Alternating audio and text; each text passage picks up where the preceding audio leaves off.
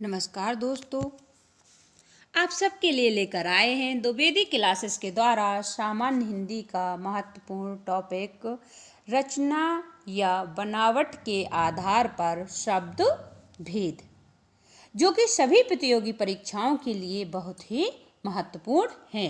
चलिए स्टार्ट करते हैं। देखते हैं रचना अर्थात बनावट के आधार पर शब्द कितने प्रकार के होते हैं या शब्दों के कितने भेद होते हैं। तो हम देखेंगे रचना या बनावट के आधार पर शब्द के भेद 3 होते हैं। कितने होते हैं? रचना बनावट के या रचना अर्थात बनावट के आधार पर शब्द के 3 भेद होते हैं। रूढ़ शब्द, यौगिक शब्द और योग रूढ़ शब्द। यह 3 प्रकार के रचना या बनावट के आधार पर शब्द होते हैं। देखते हैं रूढ़ शब्द। रूढ़ शब्द ऐसे शब्द जिनका स्वतंत्र रूप से अस्तित्व होता है, जो खंड करने पर कोई सार्थक अर्थ नहीं निकलता है। जिनका यदि हम उन शब्दों को तोड़ दें, खंडन कर दें, तो उनका कोई भी सार्थक अर्थ नहीं निकलता है। पर कोई सार्थक अर्थ नहीं निकलता है। ये शब्द किसी अन्य शब्द या शब्द खंडों के मेल से नहीं बनते हैं। यह जो शब्द हैं किसी अन्य शब्दों के मेल से नहीं बनते हैं। ये शब्द सदैव स्वतंत्र रहते हैं, रूढ़ शब्द कहलाते हैं। जैसे स्वतंत्र कैसे रहते हैं? जैसे हम घोड़ा को दो उसमें तोड़ें, घो प्लस एड़ा, तो क्या इसका घो का कोई अर्थ होगा या एड़ा का कोई अर्थ होगा? या हम घा और ओड़ा में तोड़ेंगे दो शब्दों में, तो भी घा का भी कोई अर्थ नहीं है और ओड़ा का भी कोई अर्थ नहीं है। इसलिए खंडों का कोई सार्थक अर्थ नहीं है इनका। अतः यह शब्द आपके रूढ़ शब्द कहलाते हैं। रूढ़ शब्द ऐसे शब्द कहलाते हैं जिनका कोई सार्थक अर्थ ना निकले, जो शब्द हमेशा किसी विशेष अर्थ को प्रकट करते हैं तथा जिनके खंडों का कोई अर्थ ना निकले, उन्हें हम रूढ़ शब्द बोलते हैं। क्या कहते हैं? जिनका कोई अर्थ ना निकले, सीधी सीधी बात है, उनको हम रूढ़ शब्द कहते हैं। जैसे कि आप देखेंगे यहाँ मुख को हम यदि दो उस भाग में तोड़ेंगे, मुंह और खा, तो मुंह का भी कोई अर्थ नहीं निकलेगा और खा का भी कोई अर्थ नहीं निकलेगा। पास को अगर बड़ा पा और छोटा सा, इनको दो अलग अलग कर देंगे, बड़ा पा अलग कर देंगे, छोटा सा अलग कर देंगे, तो इनका भी कोई पर्टिकुलर अर्थ नहीं निकलेगा। तो ऐसे ही शब्द आपके रूढ़ शब्द कहलाएंगे। किताब का जैसे दो हिस्से करेंगे, दो भागों में तोड़ेंगे, तो इसका कोई सार्थक अर्थ नहीं निकलेगा। अब देखते हैं हम महत्वपूर्ण पॉइंट देखते हैं। रूढ़ शब्दों को मूल शब्द या अयौगिक शब्द भी कहते हैं। क्या कहते हैं? अयौगिक शब्द कहते हैं इनको हम रूढ़ शब्दों को। आपसे क्वेश्चन पूछा जा सकता है कि ऐसे कौन से शब्द हैं जिन्हें मूल शब्द या अयौगिक शब्द कहते हैं? तो आपको क्या बताना है उसमें कि रूढ़ शब्द ऐसे होते हैं जिनको हम अयौगिक या मूल शब्द कहते हैं। चलिए देखते हैं यौगिक शब्द क्या होते हैं। हिंदी के ऐसे शब्द जो दो शब्दों या शब्द खंडों से मिलकर बने होते हैं। इनके अलग अलग खंडों का भी अपना अर्थ होता है।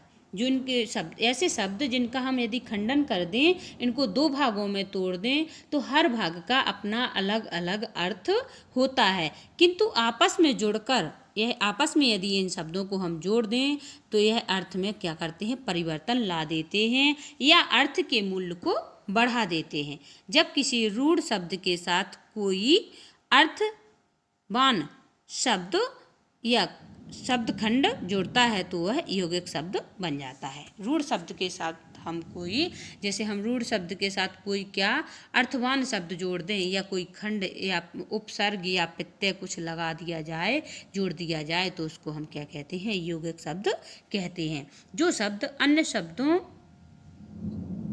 के योग से बनते हैं तथा जिनके प्रत्येक खंड का कोई ना कोई अर्थ हो, उन्हें हम यौगिक शब्द कहते हैं। क्या कहते हैं?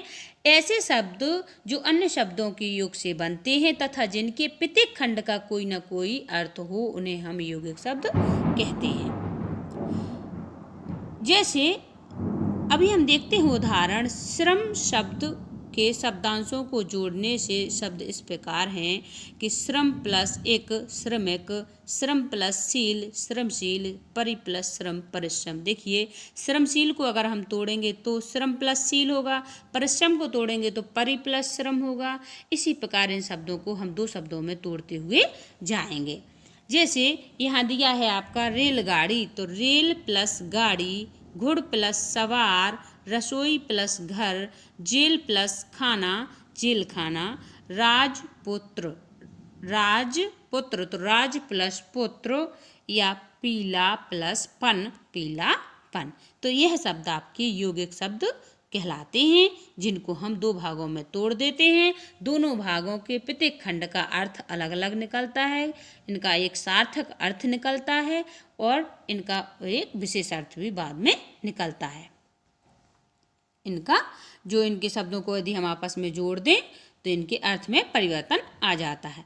नेक्स्ट देखते हैं हम योग रूढ़ शब्द। ऐसे शब्द जो बनावट में यौगिक होते हैं, बनावट में यौगिक होते हुए भी किसी विशिष्ट अर्थ या रूढ़ अर्थ हेतु प्रयुक्त होते हैं, उन्हें हम योग रूढ़ शब्द कहते हैं। ऐसे शब्द जो बनावट में यौगिक होते हुए भी किसी विशिष्ट या रूढ़ अर्थ को, बहुत विशिष्ट अर्थ निकल के आए उसका, उसी को हम रूढ़ शब्द योग रूढ़ शब्द कहते हैं। जो शब्द दो शब्दों के मेल से तो बने हैं परंतु किसी अन्य अर्थ विशेष का बोध करवाते हैं, उन्हीं को हम योग रूढ़ शब्द कहते हैं। जो शब्द अन्य शब्दों के योग से बनते हैं परंतु एक विशेष अर्थ के लिए प्रसिद्ध होते हैं, वो क्या कहलाते हैं? आपके योग रूढ़ शब्द कहलाते हैं। योग रूढ़ शब्दों को निर्माण दो या दो से अधिक अवयवों द्वारा होता है। जैसे देखिएगा पंकज, गणानन, गजानन, यहाँ पर गजानन है, दशानन, चंद्रशेखर, लंबोदर, चारपाई। अब हम देखते हैं जो अपन ने पहला शब्द पंकज देखा था, तो पंकज का अर्थ क्या होता है? पहला शब्द पंकज को पंख और अज दो शब्दों में अपन ने तोड़ लिया। किस में तोड़ा? पंख में तोड़ा और अज में तोड़ा। पंख का अर्थ होता है कीचड़, अज का अर्थ होता है आपका वो क्या होता है? उत्पन्न होना। पंख का अर्थ क्या निकलेगा? कीचड़ से निकलेगा, ठीक है, और अज का अर्थ निकलेगा आपका उत्पन्न होना। तो हम कह सकते हैं कि कीचड़ में उत्पन्न होगा, किंतु कीचड़ में कमल खिलते हैं, अपन को पता है, तो इसका अर्थ क्या हो जाएगा? कमल। यानी पंकज जो कीचड़ में उत्पन्न होते हैं उसको हम कमल कहते हैं, ठीक है। इसका कोई विशेष अर्थ निकल के आया कमल। इसी प्रकार अपन दशानन, दस हैं आनंद, जिसके अर्थात तीसरा अर्थ क्या निकल रहा है? विशेष अर्थ क्या निकल रहा है? रावण। चंद्रशेखर, चंद्र है शिखर पर, जिसके अर्थात शिवजी, विशेष अर्थ निकल के आ रहा है। तो सीधा सीधा आपको कहना होगा कि जो योग रूढ़ शब्द होते हैं वही बहुब्रीहि समास के एग्जाम्पल होते हैं। बहुब्रीहि समास ही आपका योग रूढ़ शब्द है, जो योग रूढ़ शब्द बहुब्रीहि समास। अब हम देखते हैं यहाँ पर, जैसे चार पाई, चार पाई का अर्थ किससे है? खाट से है, ना कि गाय। चाय पाई तो गाय कुर्सी इनका नहीं है, ठीक है। इसी प्रकार इन शब्दों में योग भी हुआ है और निश्चित अर्थ रूढ़ भी हुआ है। अब देखिए गाय, आपसे पूछा जाए गाय कैसा शब्द है, तो गाय आपका रूढ़ शब्द है। इसका हम खंडन और टुकड़े कर नहीं सकते हैं, कोई सार्थक अर्थ निकलेगा नहीं करने पर। इसी प्रकार कुर्सी भी आपकी रूढ़ शब्द हो जाएगा, ठीक है। तो यहाँ पर जो चारपाई शब्द दिया हुआ है, चारपाई आपका योग रूढ़ शब्द है, क्योंकि चारपाई से मतलब किससे है? अपना खाट से है। चलिए देखते हैं प्रश्न क्रमांक 1, निम्नांकित में योग रूढ़ शब्द कौन सा है? योग रूढ़ शब्द जिसके क्या ना किया जा सके, जो हमेशा किसी विशेष अर्थ को प्रकट करते हैं तथा जिनके खंडों का कोई अर्थ ना निकले, उसी को हम क्या कहते हैं? जिनके उसका एक विशेष अर्थ निकल के आए जो शब्द अन्य शब्दों के योग से बनते हैं परंतु एक विशेष अर्थ के लिए प्रसिद्ध होते हैं उन्हें हम योग रूढ़ शब्द कहते हैं। क्या कहते हैं? योग रूढ़ शब्द। तो हमने आपको बताया था कि जितने भी बहुब्रीहि समास के एग्जाम्पल होंगे, आपको उदाहरण में बहुब्रीहि समास का कोई एग्जाम्पल दिख जाए वही आपका योग रूढ़ हो जाएगा। तो चलिए देखते हैं, इसका सही आंसर होगा option number D, Pankaj. Pankaj वही कीचड़ में उत्पन्न होने वाला कमल, उसको हम क्या कहेंगे? पंकज। इसका सही आंसर होगा ऑप्शन नंबर डी, योग रूढ़ का आपका वो है। नेक्स्ट देखते हैं, निम्नांकित में योग रूढ़ शब्द है। निम्नांकित में कौन सा योग रूढ़ है? देखिएगा दोस्तों, मैंने आपको पहले भी बताया था कि बहुब्रीहि समास का एग्जाम्पल आपको कहीं भी मिल जाए वही आपका योग रूढ़ होता है। तो यहाँ पर देखेंगे हम चक्रपाणी। चक्रपाणी क्या है? चक्र है पानी में जिसके, अर्थात विष्णु जी। यहाँ पर विशेष अर्थ निकल के आया है विष्णु भगवान जी से। तो यहाँ पर क्या हो जाएगा आपका? इसका सही आंसर होगा ऑप्शन नंबर ए, चक्रपाणी में आपका योग रूढ़ शब्द है। आगे देखते हैं, प्रश्न क्रमांक 3, योग रूढ़ शब्द है। अब हमें इनमें से बताना है कि योग रूढ़ शब्द कौन सा है। तो फिर मैं आपको याद दिलाऊंगी, बहुब्रीहि समास का एग्जाम्पल होगा वही योग रूढ़ शब्द होगा। तो यहाँ पर आपका दशानन बहुब्रीहि समास का एग्जाम्पल है। तो इसका सही आंसर होगा ऑप्शन नंबर बी, 10 हैं आनन जिसके, अर्थात रावण। यहाँ पर भी देखते हैं, यह देखना, जैसे अपन प्रश्न क्रमांक 2 में देखते हैं पाठ प्लस शाला, तो यह यौगिक शब्द हो जाएगा। क्या हो जाएगा आपका? यौगिक शब्द। ये यौगिक शब्द हो जाएगा आपका, ठीक है। ये उपचार, उप प्लस चार, ये भी यौगिक हो जाएगा, और ये भी आपका अभिव्यक्ति भी यौगिक हो जाएगा, ठीक है। इसी प्रकार हम आगे चलेंगे, तीसरे में अपन देखेंगे योद्धा आपका क्या होगा? रूढ़ शब्द हो जाएगा। राक्षस भी आपका रूढ़ शब्द, और सुर भी आपका रूढ़ शब्द हो जाएगा। योग रूढ़ शब्द आपका दशानन हो जाएगा। नेक्स्ट प्रश्न क्रमांक 4, रचना के आधार पर वाक्य के कितने भेद होते हैं? तो रचना के आधार पर वाक्य के 3 भेद होते हैं, रूढ़, यौगिक, योग रूढ़। ये आपके 3 भेद हैं जो मैंने आपको सबसे पहले बताए थे, रूढ़, यौगिक, योग रूढ़। इसका सही आंसर होगा ऑप्शन नंबर 2, 3। नेक्स्ट प्रश्न क्रमांक 5, निम्न में से योग रूढ़ शब्द कौन सा है? फिर से आप देखेंगे कि चक्रपाणी, यहाँ बहुब्रीहि समास का एग्जाम्पल दिया हुआ है। तो चक्रपाणी आपका सही आंसर होगा। इसका सही आंसर होगा ऑप्शन नंबर 2, चक्रपाणी। आपका योग रूढ़ शब्द हो गया। पीला आपका कौन सा हो गया? रूढ़ शब्द हो गया, ठीक है।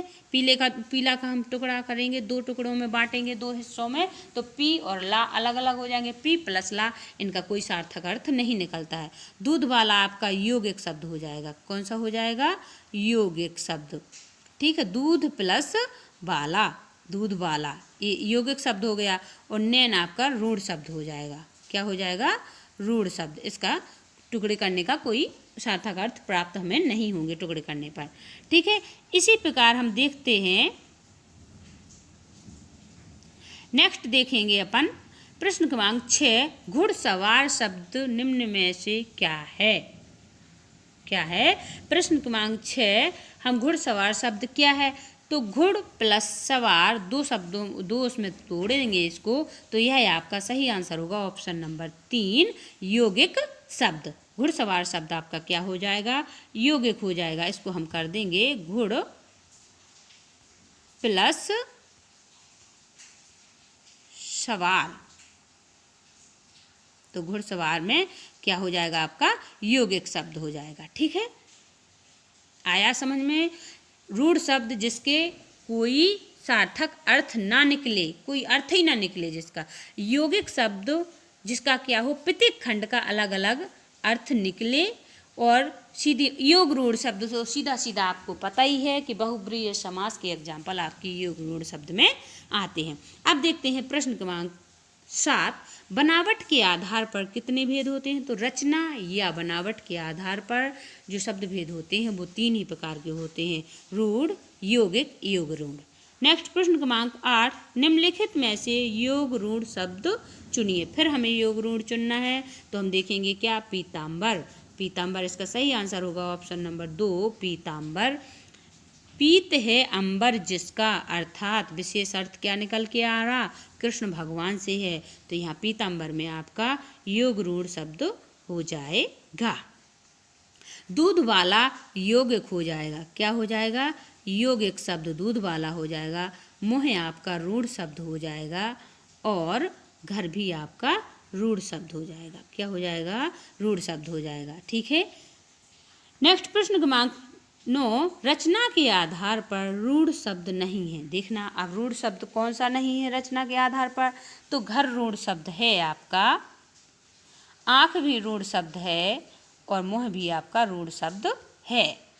ठीक है, तो क्या नहीं है आपका? विज्ञान, बी प्लस ज्ञान, विज्ञान रूढ़ शब्द नहीं है। नेक्स्ट प्रश्न क्रमांक 10, रचना के आधार पर रूढ़ शब्द है। अब हमें रूढ़ शब्द बताना है, तो देखो पाठशाला आपका, पाठशाला क्या है? यौगिक शब्द है, पाठ प्लस शाला, बी प्लस ज्ञान, ये भी आपका यौगिक शब्द है। लंबोदय आपका क्या हो जाएगा? योग रूढ़, क्या हो जाएगा? योग रूढ़, लंबोदर आपका योग रूढ़ हो जाएगा। तो इसमें क्या बचेगा रूढ़ शब्द आपका? रूढ़ शब्द बचेगा आपका किताब। इसका सही आंसर होगा ऑप्शन नंबर 3, किताब। किताब को अपन दो शब्दों में, दो उसमें हिस्से में तोड़ेंगे तो इनका कोई भी सार्थक अर्थ निकल के नहीं आएगा। नेक्स्ट प्रश्न क्रमांक 11, जो शब्द हमेशा किसी विशेष अर्थ को प्रकट करते हैं तथा जिनके खंडों का कोई अर्थ ना निकले उन्हें हम क्या कहते हैं? विशेष अर्थ को प्रकट करें और उनके खंड कर दें तो कोई अर्थ ना निकले। देखिएगा मैंने आपको बताया था कि जिसके खंडों का कोई अर्थ ना निकले वहाँ पर रूढ़ शब्द होता है। इसका सही आंसर होगा ऑप्शन नंबर 2, रूढ़।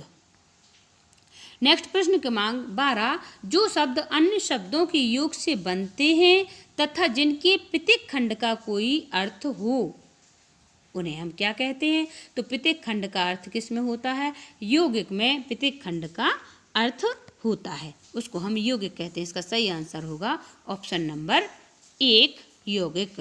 नेक्स्ट प्रश्न क्रमांक 12, जो शब्द अन्य शब्दों के योग से बनते हैं तथा जिनके प्रत्येक खंड का कोई अर्थ हो उसको भी हम क्या कहते हैं? यौगिक कहते हैं। रिपीट हो गया है क्वेश्चन।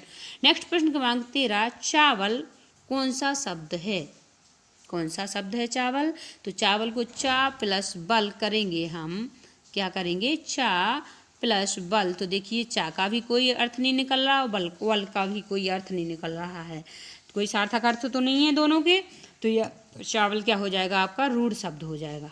इसका सही आंसर होगा ऑप्शन नंबर 2, रूढ़ शब्द।